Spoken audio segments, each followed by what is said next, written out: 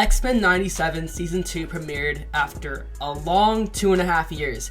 And let me tell you, the wait was very much worth it. This show is continuously proving to us how the medium of animation is the perfect place for the X-Men. The second season released yesterday with an absolute banger of a 3-episode premiere. Each episode focusing on a different part of the team. One in the future, one in the past, and one in the present. And a lot of shows like this with such a large cast, a lot of the characters are forced to take the back seat, and they don't get much development. But with X-Men 97, while the first season focused primarily on Scott, Jean, Storm, and Rogue, Season 2 chooses to build on the development that took place from the first season, rather than rehashing the same plot lines over and over. And at the same time, also develops characters that didn't have as big a role in Season 1, such as Jubilee or Cable, and give them really interesting and complex storylines for Season 2. Speaking of them, I really love how Episode 2 has an intro for X-Force rather than X-Men, and it really just shows how much effort and thought they put into each episode. It doesn't feel out of place for the overall story, and every episode adds to the overall plot. I also really love what they did with the character of Magneto this season. I had my gripes with what they did with him in Season 1 because of,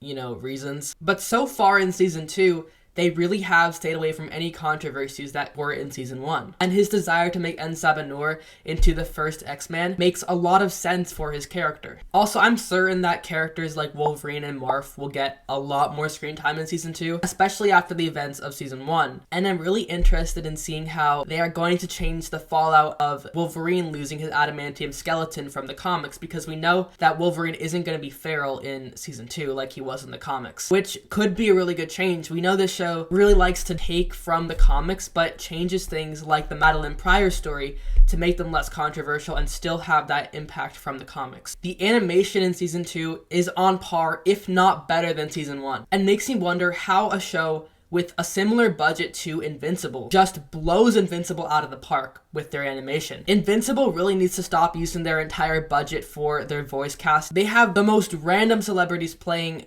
the smallest possible roles for absolutely no reason. You're just wasting your budget at this point. I understand having characters like Omni-Man or Invincible or Debbie given to these large actors, but we just heard that Jack Quaid, of all people, is playing Gravitator. I've read the comics twice. I don't even know who that is. And honestly, I don't even think that Jack Quaid or a lot of these famous celebrities who are cast in big budget productions in animation are even very good voice actors. I don't know how Jack Quaid is pulling off My Adventures with Superman as well as he is. He doesn't have a very good voice in my opinion, but X-Men 97 is not only putting its budget in the right place, but its voice acting is stellar. I think it's a lot better than Invincible, because they casted actual voice actors. Animation is the biggest factor in deciding whether or not someone watches a show if they're not invested in the characters already. For people who aren't in your target audience for the show, the first thing they see is the animation. Before they see the characters or the voice actors or the storytelling or anything, they see the animation. I know that I personally often decide whether or not to watch a show based on what the animation looks like. But I also think that X-Men 97 blows it out of the water with their storytelling and their character development. And they are using the animation medium perfectly to do so. Because of all these factors, I think that X-Men 97 might be the best animated show I've ever seen in my entire life. Because of how great the storytelling is as well as the animation, I think that this is a great test run for why animation is the perfect medium for characters like the X-Men. I think it is the best medium for the X-Men, period. There is no way this would look nearly as good in live action. And I'm loving how Marvel is branching out and using different mediums to tell their stories. They don't have to have everything in the MCU.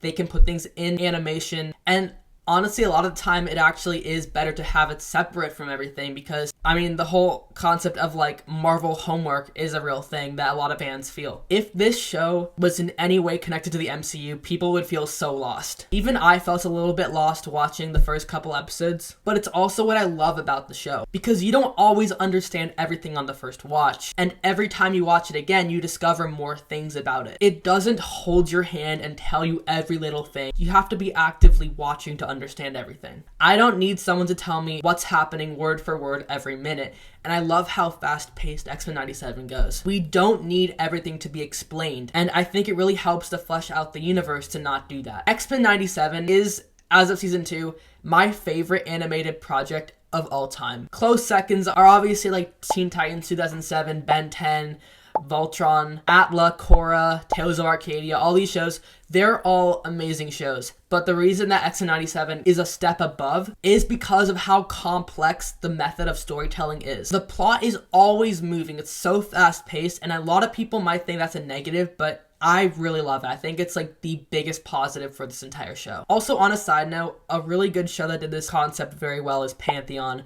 That is not a show a lot of people know of, but I highly recommend it. But yes, let me know all of your thoughts on X-Men 97 Season 2 in the comments.